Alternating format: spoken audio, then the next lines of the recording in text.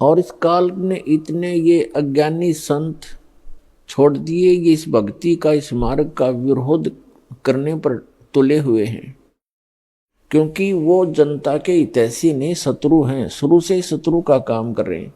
और इस मार्ग में जो बाधा कर रहे हैं परमात्मा के में, तो वो एक घोर पाप को इकट्ठा कर रहे हैं, बाद में पछताएंगे वो। तो इसलिए आप जी का कर्तव्य बनता है कि प्रत्येक प्राणी को, अपने मित्र को, भाई को, बहन को, रिलेटिव को समझाएं, काल के जाल से निकालो उनको। वो भयंकर दुख का सामना कर रहे हैं और इस मनुष्य जीवन को नष्ट करके आगे जो उनके ऊपर कहर टूटेंगे, वो पुण्यात्माओं अभी पता नहीं उनको। और इस परमात्मा की शरण में आने से वो हर दुख से छूट जाएंगे। एक प्राणी को उस गलत साधना से हटाकर इस कबीर परमेश्वर के इस सत्य मार्ग से जोड़ने का इतना पुण्य है उस व्यक्ति को, जो उसको वहां से सुलझा समझा के भगवान के दरबार में ले आता है।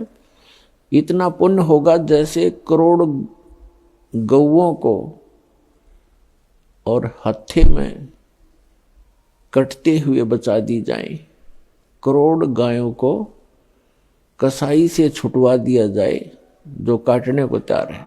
इतना पुण्य होगा उस व्यक्ति को जो एक प्राणी को यहां लाकर जोड़ देगा, क्योंकि उस भोली आत्मा को ज्ञान नहीं, वो फंस गया उन नकलियों के और उनको पूर्ण संत मान करके उनके चिपका हुआ है। पूर्व संस्कार से चाहे उसको कोई लाभ भी हो रहा है तो वो ये सोच रहा है संत की साधना से हो रहा है। अब संत की साधना का तो इस दास के साधना से तुलना करके पता चलेगा वो ठीक है कि गलत। तो सत साधना ना करके गलत साधना करने से उस प्राणी के ऊपर भविष्य में कितने दुख होंगे। कभी पशु बनेगा, कभी पक्षी बनेगा।